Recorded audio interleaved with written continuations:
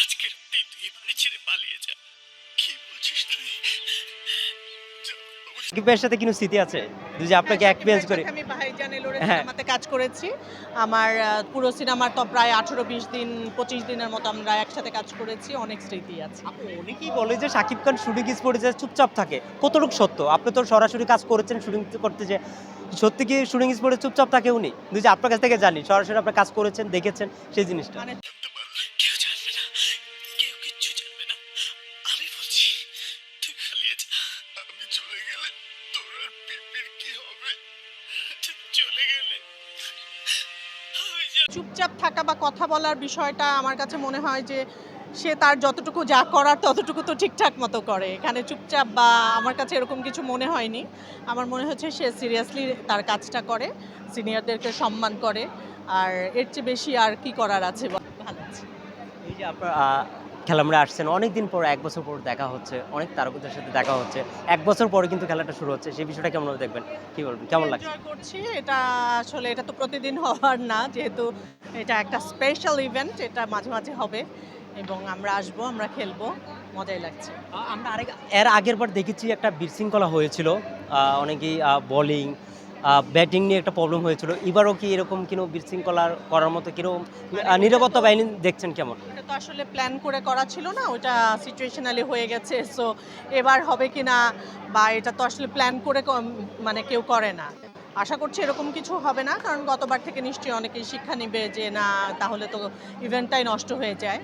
So আমার মনে হয় এবার খুব শান্তিপূর্ণভাবে সুন্দরভাবে কাজটা হবে। ছোটবেলায় কি কোনো খেলা অথবা কেমন কোন খেলাটা খেলতেন যে আপনাকে পছন্দ? ছোটবেলায় ফুটবল খেলতাম আর ভলিবল খেলতাম আমি। এমন কিছু সময় স্মৃতি আছে যে আপনাকে আউট করে দিয়েছে অথবা আপনি আউট করে দিয়েছেন অথবা ছয় মেরেছেন? এরকম কিছু সময় আছে যে মানে বাজি ধরেছেন খেলাতে যেয়ে? আচ্ছা না সেরকম কিছু নাই। কারণ হচ্ছে ছোটবেলায় আমাদের যেটা হতো আমরা মানে জান-প্রাণ দিয়েই খেলতাম। ওইটা বাজি ধরাধরির কিছু ছিল না আরকি। আপনি তো এই জায়গায় সামনে কি নিয়ে ব্যস্ত আছেন?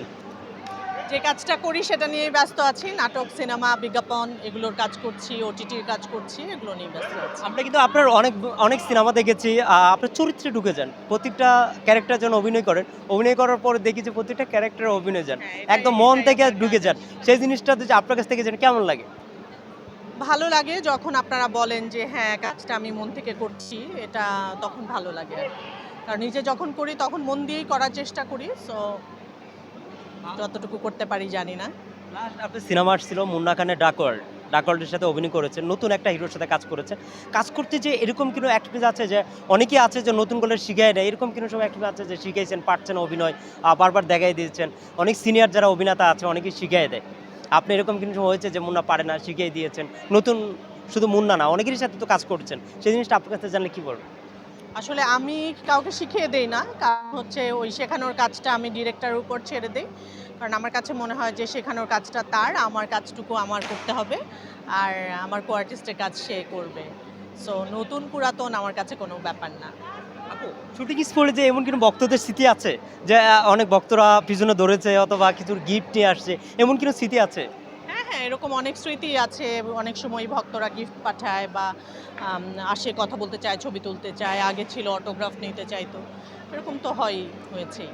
আপু আগের থেকে ইন্ডাস্ট্রিটা এখন দেখছি দর্শক ঈদে কিন্তু বেশ কিছু সিনেমা মুক্তি পেয়েছিল। সবগুলাই ব্যবসা সফল সিনেমা হয়েছে।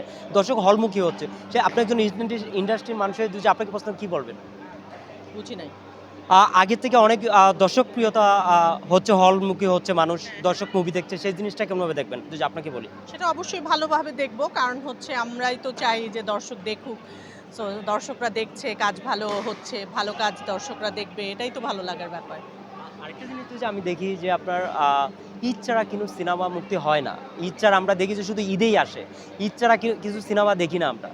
ঈদ ছাড়া ঈদে দুটো আসে শাকিব খান সাথে একটা সিনেমা আসে। এই ঈদে কিন্তু ৫ টা সিনেমায় ব্যবসা সফল সিনেমা হয়েছে। আমি আগের প্রশ্নতে বলেছি। সেই জিনিসটা তো আপনার কাছে জানি কি বলবেন? মানে ঈদ ছাড়া কেন সিনেমা আসে না এটা সিনেমা ইন্ডাস্ট্রির লোকরাই ভালো বলতে পারবে। আর ঈদে মানুষ নিশ্চয়ই একটা উৎসবমুখর পরিবেশে সবাই সিনেমা দেখতে যায়। সেজন্য ঈদে সিনেমা মুক্তি পায়। এবার ৫ টা সিনেমা রিলিজ হয়েছে এবং সবগুলো সিনেমাই ভালো করছে। সেটা আমার খুব ভালো লাগছে। আর সবাইকে বলব যে অনেক দোয়া করবেন আর এনজয় করবেন আমাদের খেলা। আমরা যেন ভালোমতো খেলতে পারি। আমাদের টিম যেন জেতে আপনারা সেই দোয়া করবেন। অনেক ধন্যবাদ।